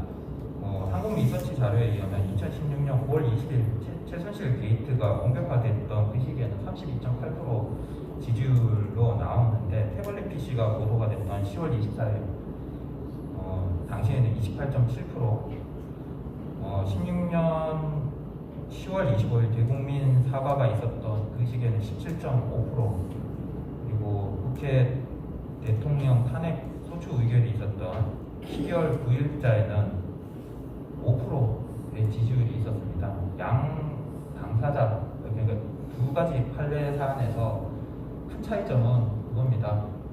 이게 국민들의 신망이 그대로 유지가 되었는지 아니면 지지율이 너무나 좀 떨어졌는지 이 부분에 대해서 여러 가지 논란들이 있을 것으로 생각이 됩니다. 특히 박 대통령권 같은 경우에는 당시에 좀 지지율 부분에 대해서 좀 조작이 있지 않았느냐, 충분히 있을 수 있다고 생각합니다. 그리고 박 전 대통령의 이 부분에 대해서 사실이 아닌 부분이 이후에 나오죠. 태블릿 PC 조작 부분에 대해서는 충분히 있었을 가능성이 있었습니다. 다만 당시에 2016년 9월 내지 10월, 12월 그때 시점으로 여기 계신 분들 기억을 하실 겁니다. 사회가 되게 무척 혼란스러웠는데 박 전 대통령에 대한 신뢰가 사실 그때 국민들 간에 있었을까? 당시의 시점으로 제가 돌아가 보면 저도 대한민국 국민으로서 좀 그냥 사회가 되게 무척 혼란스러웠구나라는 기억을 가지고 있습니다. 노무현 대통령 때는 오히려 이 발의를 했었던 그 당시 민주당이라든지 당시에 뭐 신한국당이었나요? 그 정당 지지율이 떨어지는 것으로 그때 당시 결과가 나왔었던 반면 이 박 전 대통령권 같은 경우는 어떻게든 이게 통제가 안 됐던 그런 부분이 있었던 상황이었습니다. 아마 헌법재판소는 이런 부분을 감안해서 판단의 하나의 자료로 삼았지 않았을까, 그런 분석을 한번 해봤습니다. 뒷페이지 보시면 노무현 대통령권에 관한 2004 콘나 1 사건 같은 경우에는 2004년 3월 12일 날 발의가 되고 2004년 5월 14일 기각 판결이 나오기까지 2개월밖에 안 걸렸습니다. 반면 박 전 대통령권 같은 경우에는 2016년 12월 9일 날 발의가 돼서 2017년 3월 10일 종국 파면 결정 나오기까지 3개월, 1개월이 더 부여가 됐습니다. 그리고 변론기일 내지 준비기일까지 보면 노무현 대통령권 같은 경우는 7회 변론기일 진행했고 박 전 대통령권 같은 경우에는 변론 준비기일 7회, 그리고 변론기일 17회, 변론 준비기일 3차례까지 해서 20기일이 진행이 됐습니다. 어떻게 보면 헌법재판소 입장에서는 기회를 좀 더 부여를 하고 싶었던 부분도 있지 않았을까라는 생각을 좀 해봅니다. 뒷페이지 넘어가시면 탄핵 일지 부분이 기사에서 나오는 부분인데 이 부분도 구상진 변호사님이 충분히 설명을 해주셨는데 중요한 시점을 보면 1차 대국민 사과가 있었던 10월달 그리고 11월달 국회 총리 추천해달라, 그리고 임기 단축 등에 대해서 결정에 대해서 국회에 맡기겠다.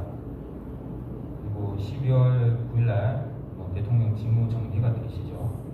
그 다음 페이지 보시면 2017년 1월 박 대통령께서 청와대에서 기자 간담회를 가졌습니다. 근데 그때 당시에 분위기가 되게 싸한 느낌의 보도들이 많았던 것으로 저는 기억을 하고 있습니다.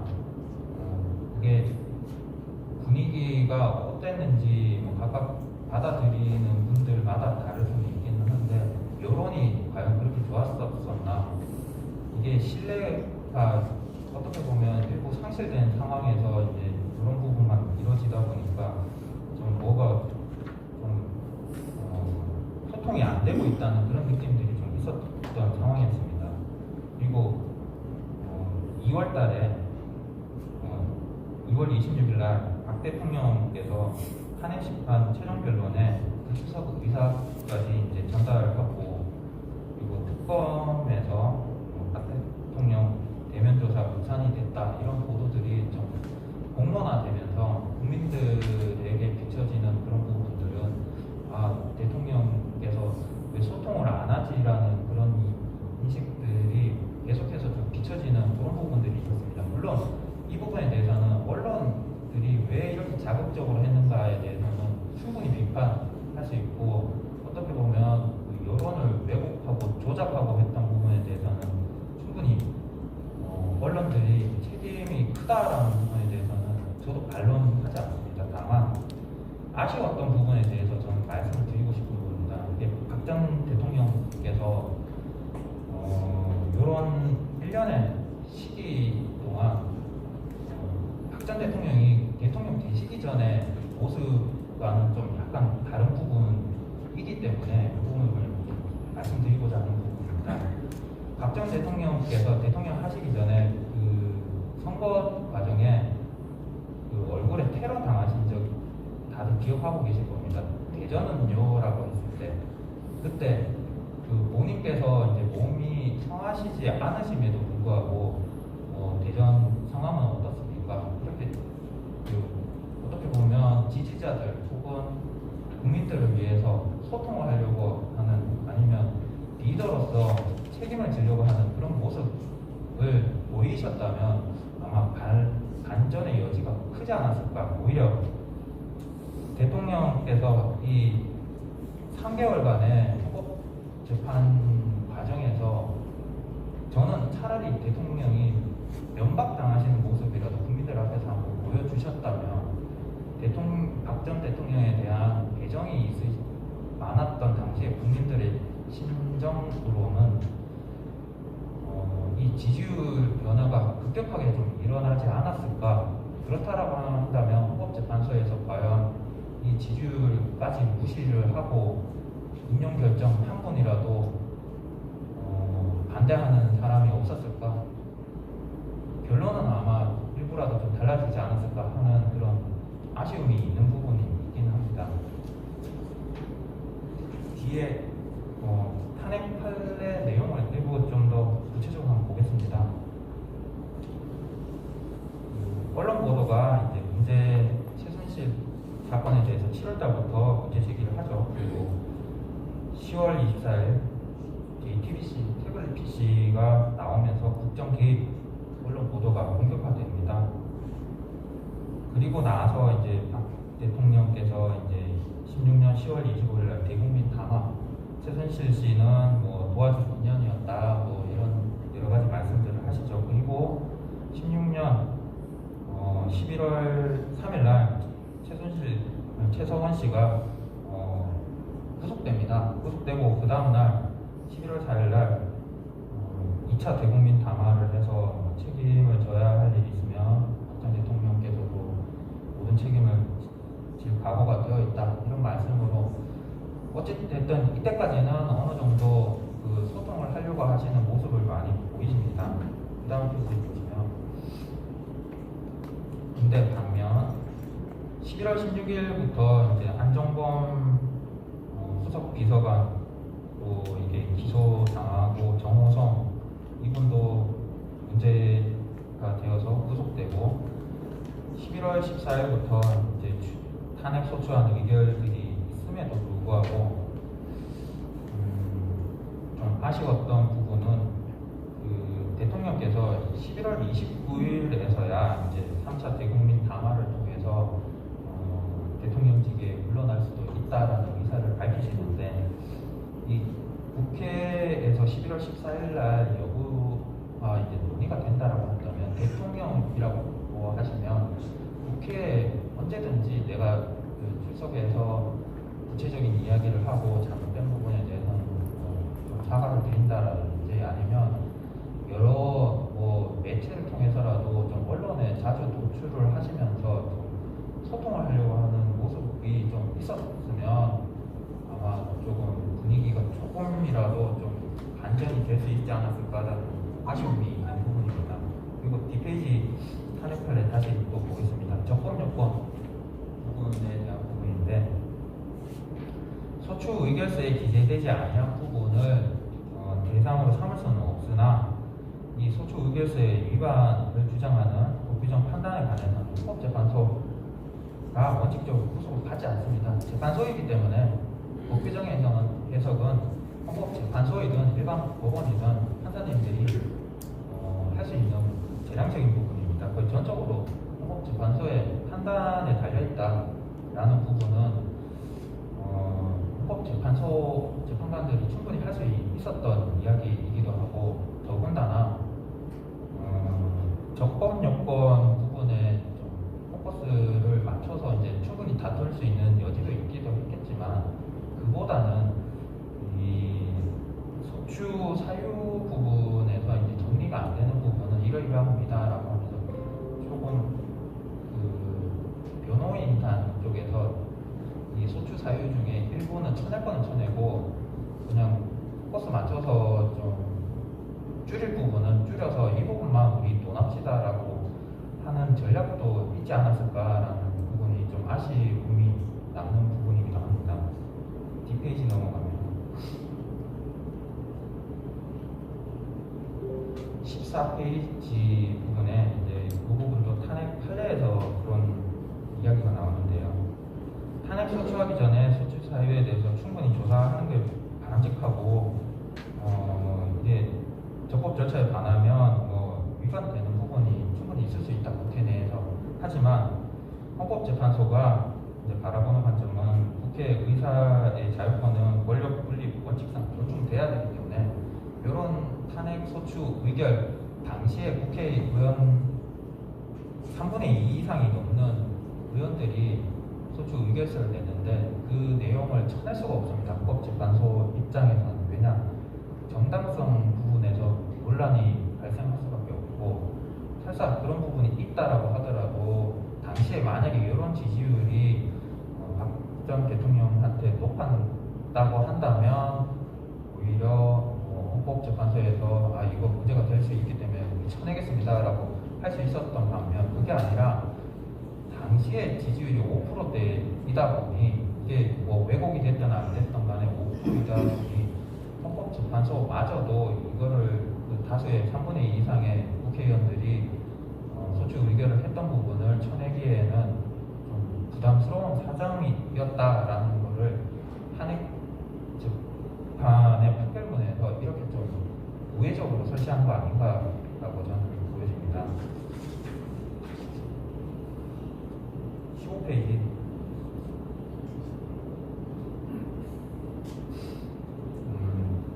이 사건에서 지금은 실체가 좀 많이 좀 바뀌어 있죠. 하지만 요 판결문을 적던 2017년 3월 10일 기준으로 봤을 때 헌법재판소에서 바라보던 관점의 이제 요지 부분을 좀 한번 보고 가고자 하는 차원에서 발췌됐습니다.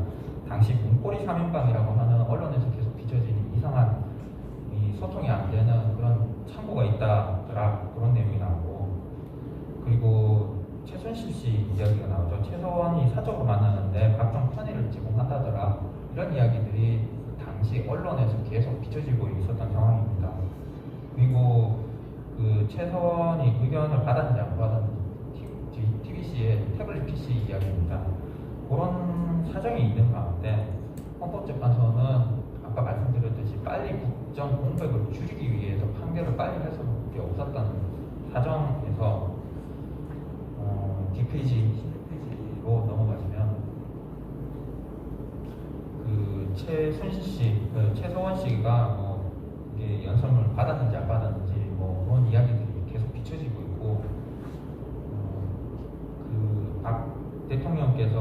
최서원 씨하고 교류가 더 이상 없었다라는 말씀을 대국민 담화를 통해서 하시는데 계속 언론에 비춰지는 내용이랑은 이제 객관적인 사실관계에 부합하지 않았던 것으로 헌법재판소는 판단을 했었던 것 같습니다. 17페이지 넘어가시면 근데 그 공인으로서 대한민국 제1의 공인으로서 그 대통령은 이제 공익 실현 의무가 있는데 가까운 사람이었다라고 하는 최서원 씨가 하필이면 이제 언론에 비춰지는 모습이 플레이그라운드 또 블루케이 KD 코퍼레이션과 같은 회사를 통해서 무슨 사익을 얻는 것처럼 이렇게 비춰지고 있었던 상황에서 대통령께서 박 전 대통령께서 말씀하시는 내용이랑은 이제 언론에서 비춰지는 내용하고는 좀 안 맞는 그런 이야기들이 계속 있는 가운데 헌법과 국가공무원법 등이 위배되는 그런 내용들이 아니냐, 공익실현 의무에 반하는 원사를 하는 거 아니냐 그런 오판은 했던 것 같긴 합니다. 18페이지로 넘어가시면 그리고 미르랑 K스포츠 재단 설립 과정도 언론에서 비춰지는 그때의 모습으로 봤을 때는 뭔가 사익을 추구하는 것을 대통령께서 뒤에서 도움을 주는 것처럼 계속 비춰지는 모습을 이 헌법재판소에서는 언론에 비춰지는 내용에 이제 근거해서 바라보는 시각에서 이렇게 설치를 한 것 같습니다. 사실상 부동력이 있는 행위 아니었냐. 그리고 만약에 설사 미르 K스포츠 재단 설립하려면 이거 왜 오픈해서 안 하고 공개적으로 안 하고 그 내부에서 밀실 절차를 왜 했느냐 그런 비판을 하기는 합니다. 이 부분에 대해서는 사실 이제 논란의 소지들이 있고 지금 계속해서 이제 사실 여부에 대해서 다툼이 있는 부분들이 있는데 당시까지 비춰지던 언론의 모습에서는 이러한 시각으로 계속해서 보도가 되고 헌법재판소도 언론에서 비춰지는 내용을 위주로 좀 판단을 했었던 것 같습니다. 19페이지. 그래서 결국에는 최서원 씨에게 많은 문건이 유출이 되었고 20페이지. 피청구인 박 전 대통령을 파면할 건지 여부에 대해서 그 8분의 재판관들이 많은 고민 끝에 이런 결론을 내립니다. 국민으로부터 직접 민주적 정당성을 부여받고 주권 행사를 위임받은 대통령은 그 권한을 헌법과 법률에 따라 합법적으로 행사해야 함은 물론 그 성질상 보완이 요구되는 직무를 제외한 공무 수행은 투명하게 공개하여 국민의 평가를 받아야 한다. 그런데 밑에 줄 그어진 거 보시면 피청구인 박 전 대통령이 대외적으로는 최소한의 존재를 철저히 숨기면서 그의 국정 개입을 허용하였기 때문에 권력 분립 원리에 따른 국회 등 헌법기관에 의한 견제나 언론 등 민간에 의한 감시 장치가 제대로 작동될 수 없었다. 국회와 언론의 지적에도 불구하고 피청구인은 잘못을 시정하지 않고 오히려 사실을 은폐하고 관련자를 단속하였기 때문에 피청구인 지시에 따라 이러한 안정범, 김모 씨 등 공무원들이 최성원과 공모하여 직권남용 권리행사 방해죄를 저질렀다는 부패 범죄 혐의로 구속 기소되는 상황까지 이르다 보니 뒷페이지 넘어가서 2016년 10월 25일 제1차 대국민 담화를 발표하면서 국민에게 사과를 하였으나 진정성이 부족하였다. 2차 대국민 담화에서도 제기된 의혹에 대해서 최대한 협조하겠다라고 했지만 검찰이나 특별검사의 조사에 응하지 않았고 청와대에 대한 압수 능력도 거부하고 피청구인에 대한 조사는 사실상 이루어지지 않았습니다. 이게 박 전 대통령이 당시에 절차에 차라리 준수하는 모습을 보이셨더라면 하는 아쉬움이 남는 부분이 있기는 합니다. 설사 이제 박 전 대통령이 이것 때문에 좀 공변을 당하시는 모습이 나올 수는 있습니다. 아마 박 전 대통령을 모시던 분들께서는 그런 부분을 최대한 막고자 그리고 우리 우파 우파 국민들 입장에서도 그런 모습을 보고 싶지 않았던 모습이긴 하나 오히려 언론에 비춰지는 모습 중에 좀 반사적인 효과로서는 국민들이 차라리 뭐 줄수를 하는 모습은 어땠을까라는 그런 가정적인 아쉬운 상황을 한번 고려를 해볼 필요가 있지 않았나 라는 생각입니다. 그래서 결국 헌법재판소에서는 이런 결론을 내립니다. 이와 같이 피청구인은 자신의 헌법과 법률 위배 상황에 대해 국민의 신뢰를 회복하고자 하는 노력을 하는 대신 국민을 상대로 진실성 없는 사과를 하고 국민에게 한 약속도 지키지 않았다. 이 사건 소추 사유와 관련하여 피청구인의 이러한 언행을 보면 피청구인의 소 의지가 분명하게 드러나지 않는다. 이상과 같은 사정을 종합하여 보면 피청구인의 이 사건 헌법과 법률 위배 행위는 국민의 신임을 배반하는 행위로서 중대한 법률 위반이 있어서 파면한다. 8분 전체가 파면 결정을 합니다. 다만 그 사유에서 보면 한 2분 내지 3분 정도가 보충 의견이 있는데 파면 결정에 대해서는 그 3분도 결정에서는 크게 다르지 않습니다. 제가 왜 이런 탄핵 판결에 대해서 이제 분석하는 이야기를 드리냐 하면요. 제가 탄핵을 찬성하는 입장은 절대 아닙니다. 아닌데 앞으로 이런 부분이 반복이 안 되었으면 하는 취지에서 탄핵 재판 판결을 주도했던 이 8분의 정작 하고 싶었던 이야기가 어떤 거일까? 저희는 그 부분을 좀 캐치를 했으면 해서 이분들이 이야기하는 숨겨진 당시의 상황에 대해서 좀 말씀을 드리고자 했던 것입니다. 뒷페이지 조금만 더 보겠습니다. 제가 드리고 싶은 이야기이기도 하고 불신으로 어떻게 보면 탄핵 결과가 발생되었습니다. 근데 이런 불신이 제발 안 되려고 하면 대통령 같은 경우에는 국회 같은 경우에는 헌법상으로도 출석을 요구하거나 의견 요구를 할 수 있습니다. 그리고 대통령도 81조에 따라서 출석해가지고 발언하고 사안으로 의견 표시할 수 있습니다. 정작 소통을 하시고자 하셨다라고 한다면 탄핵 전에 어떻게든 박 전 대통령이 국회 출입하는 모습을 보이시고 아니면 전국을 순회하시면서라도 국민들에게 저 그런 사적 이익 추구하지 않았습니다. 저를 믿어주십시오라는 이야기를 좀 하셨더라면 하는 그런 아쉬움이 남는 부분입니다. 뒷페이지 마지막으로 보시면 이게 앞부분은 노무현 대통령 거고 뒷부분은 박근혜 대통령 의견문을 일부 따온 부분입니다. 밑줄 친 부분 위주로 보면 노무현 대통령 건 같은 경우에 단순히 취임 선서이기는 하지만 성실성 여부 대통령 못해먹겠다라고 하셨던 그 노무현 대통령의 성실성 여부는 소추 사유가 될 수 없으며 탄핵 심판 절차의 대상이 되지 않는다. 헌법재판소마저도 그냥 아예 쳐내버렸습니다. 반면 그 오른쪽에 있는 박 전 대통령 건 같은 경우에는 69조 헌법 준수 의무 그리고 공익 실현 의무다. 그리고 밑에 내용 공직자의 청렴 의무다.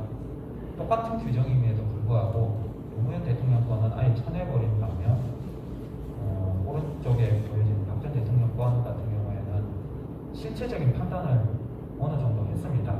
똑같은 규정임에도 불구하고 재판관이 달라졌다는 점 그리고 한 10여에서 20여 년 시간이 흘러서 판단 사정 변경이 있었다는 점 그리고 가장 중요한 차이점은 여론 지지율이 좀 많이 차이가 났었다는 점에 따라서 정치적 사법기관인 헌법재판소가 어떻게 변화된 모습으로 판단할 수 있는지 그런 부분이 이 두 판례를 통해서 분석해 볼 수 있지 않을까 그런 생각을 해봤습니다.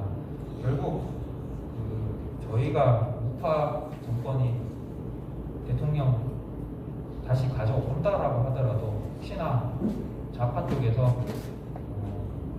또 불신을 조장을 해서 탄핵 절차가 나올 수 있습니다. 다만 탄핵 절차 나왔을 때 어떻게 대처를 해야 될 것이냐, 그런 부분은 이번 박 전 대통령 것만으로도 충분하고, 저희가 이 절차를 다시 반복하지 않기 위해서라도 이 8분의 그 헌법재판관의 그 판결문을 비판만 할 것이 아니라 거기에 숨겨진 부분에 대해서 의미를 다시 한번 되새기고 소통의 중요성을 다시 한번 더 고민을 해봐야 되는 부분이 아닐까, 그런 생각을 해봤습니다. 그래서 이런 주제를 불신이 만든 탄핵, 신뢰를 쌓는 모든 정책 재원이라고는 했는데, 결국은 저는 기존에 있던 제도에서 어떻게 운영하느냐, 거기에 따라서 결과가 달라질 수도 있겠다라는 개인적인 분석을 이 자리를 빌어 발표를 하게 되었고, 이런 기회를 주셔서 감사합니다. 이상입니다. 번째 입장에서 번째를 좀 변화하셨어요. 번째가 갖고 있는 기본적인 몇 개 문제점을 아예 무시하고, 번째 입장에서 지금 우리 권 변호사님은 지금 번째 재판관 8명 변화하고 나오신 겁니까? 아닙니다. 저는 아니에요. 그 기본적으로 깔고 있잖아요. 그렇지는 않아요. 권오현 변호사님께서는 박근혜 대통령 탄핵의 주요 사실관계들을 말씀해 주셨고요. 그리고 박근혜 대통령께서 좀 더 대국민적 소통을 하셨다면 좋았을 것이라는 아쉬운 점을 지적하시고, 판례 내용을 면밀하게 법률가 개인의 입장에서 검토의 조언을 제시해 주셨습니다. 지금 덧붙이자면 제가 발제 내용을 들어보니까 결국 헌법재판관들이 유효한 증거를 확보를 하거나 관련된 형사 절차의 진행을 지켜보지 않고 무리하게 탄핵 절차 진행을 마녀사냥식의 여론 재판에 끌려간 결과 이러한 박근혜 대통령 탄핵의 비극이 발생했다는 생각이 다시 한번 들었습니다. 권오현 변호사님의 정성스러운 발제를 일단 진심으로 감사드립니다. 네, 지금 저는 전혀 인정 못하겠어요. 네, 이제 모든 발제를 들어보았습니다.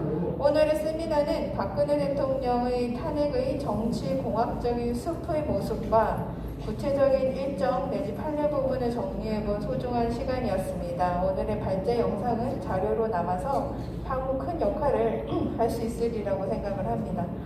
이곳의 분들 그리고 영상으로 저희를 지켜보시는 분들께 끝까지 저희와 함께 해주시기를 당부드리면서, 질문은 지금 시간 관계상 지금 받을 수가 없어서 굉장히 아쉽게 생각을 하고, 이제 다음부터는 저희가 이 시간 조절을 질문을 충분히 받을 수 있도록 한번 조정을 해보도록 하겠습니다. 다음번 세미나는 저희가 비법률가인 전문가 분들을 모시고 한번 비법조인 전문가들을 모시고 한번 기획을 하고 있으니까 그 부분 이제 꼭 기대를 해주셨으면 좋겠고요. 마지막으로 이 자리를 빌어 당당하게 주체로 나서주신 청년포럼 시작에 감사드립니다. 먼저 청년포럼 시작의 이효령 공동대표님의 마무리 말씀을 들어보겠습니다. 박수로 맞아주십시오.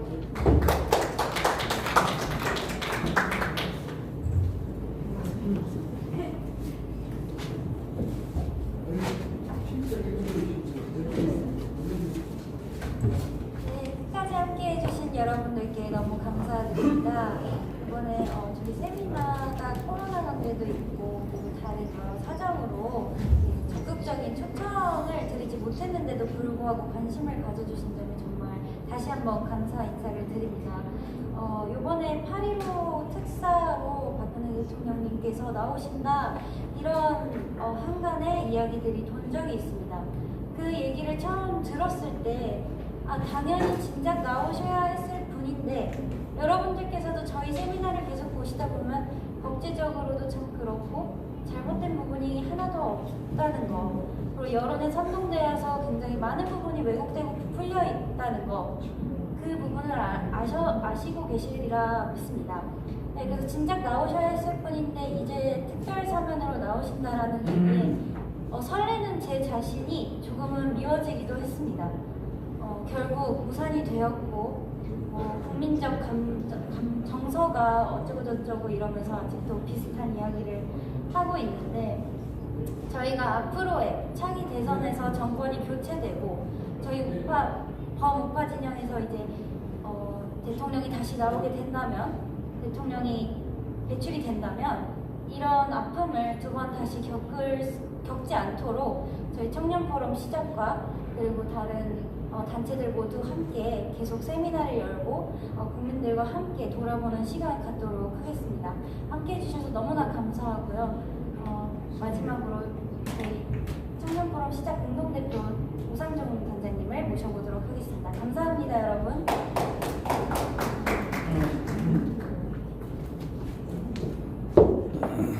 오늘 함께 해주셔서 너무 감사드립니다.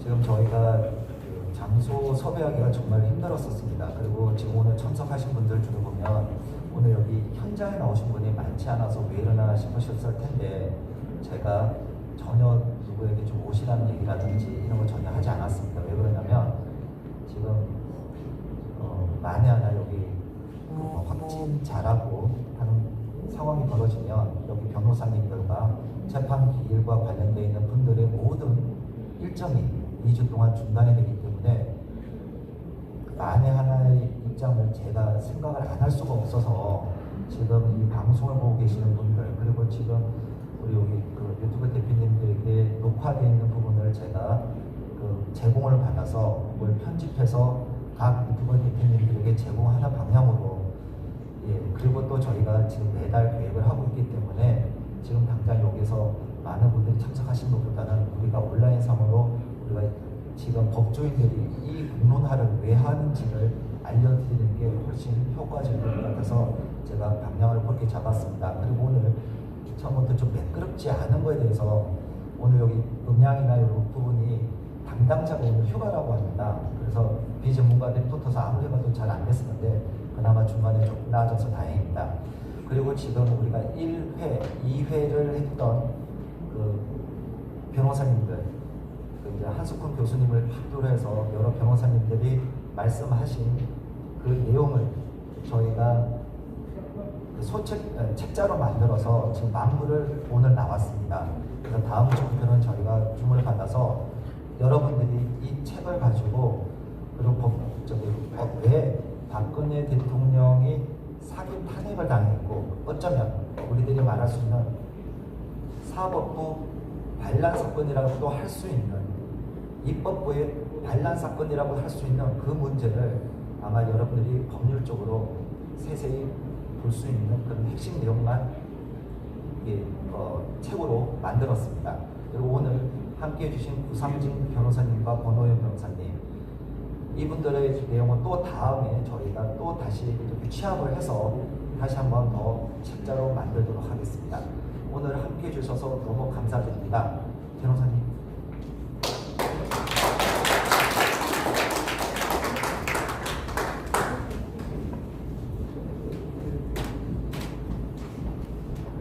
네, 이제 저희 제3회 박근혜 대통령 불법 탄핵에 관한 세미나를 마치도록 하겠습니다. 이제 기념사진은 찍어야 되니까요. 저희 앞으로 나와서 참석해주신 관계자분들 앞으로 나와서 기념사진을 찍도록 하겠습니다.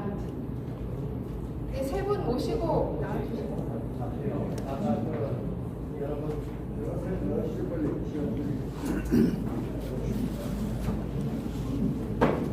시청자분들 대단히 고맙습니다. 다음 시간에 자세한 오늘 방송에 말씀드리도록 하겠습니다. 방송 여기서 마치겠습니다. 하나의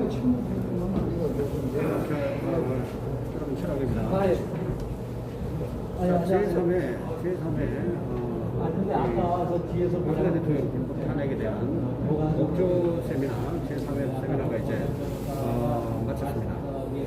자, 오늘 이 공간이 이 지하인데다가 지하가 좀 뭐라 그럴까 좀 깊어요. 그러다 보니까 이 방송 주간 여러 가지 이 버퍼 현상을 여러 번 빚었는데 이후에 네트워크를 바꿔서 이렇게 진행을 해서 이 후반부에는 네트워크가 바뀌어서 이 버퍼가 조금 덜했는데 이 지금 여기 와 있는 다른 방송국을 보니까 계속 버퍼가 생겨가지고 어려움을 겪었습니다. 이 제3회 법조 세미나 이 수도권 4단계 거리두기 때문에 자, 이 수도권 4단계 거리두기 때문에 굉장히 많은 분들을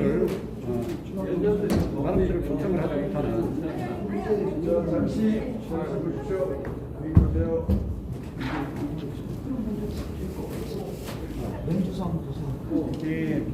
초청을 하지 못하는 그런 상황이라고 여기 국제측 관계자가 이야기를 했습니다. 그래서 중간에 사람들은 거의 100여 명에서 한 200여 명 정도 앉을 수 있는 공간인데 그렇게 많이 오시지는 않았습니다. 한 번만 더 채울게요. 자, 일단은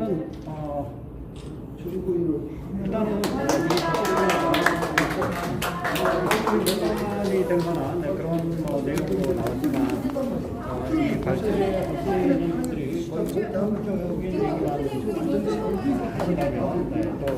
네, 지금까지 제3회 박근혜 대통령 불법 탄핵에 관한 법조 세미나 현장이었습니다. 끝까지 시청해주신 모든 분들께 감사를 드립니다. 오늘 남은 시간도 주님의 축복주에 승리한 시간, 행복한 시간, 평강이 넘치는 시간 되시기 바랍니다. 그리고 이 박근혜 대통령 불법 탄핵에 관한 법조 세미나는 앞으로도 계속 진행될 것이라고 합니다. 많은 관심과 시청 바라겠습니다. 그러면 다음 시간에 다시 여러분들을 찾아뵙도록 하겠습니다. 죄길TV, 모르드게TV, 엘리야사TV 구독과 좋아요 부탁, 구독과 좋아요 부탁, 구독과 좋아요 꼭 눌러주시면 대단히 감사하겠습니다. 그런데도 네, 감사합니다. 미흡했다 이렇게 주장하는 거예요. 그럼 더 이상 얘기하기 싫어요. 나도 당신 얘기 듣고 싶지 않고 나도 그렇게 무식한 건 아니니까 오늘 이 취지에 맞지 않는 얘기를 했잖아요. 이 나이에 내가 당신한테 얘기 듣었다 지금 또 번호연이 앞으로 내가 무시해. 나는 내 마이크가 있으니까 나도 번호연이 계속 주는 거예요.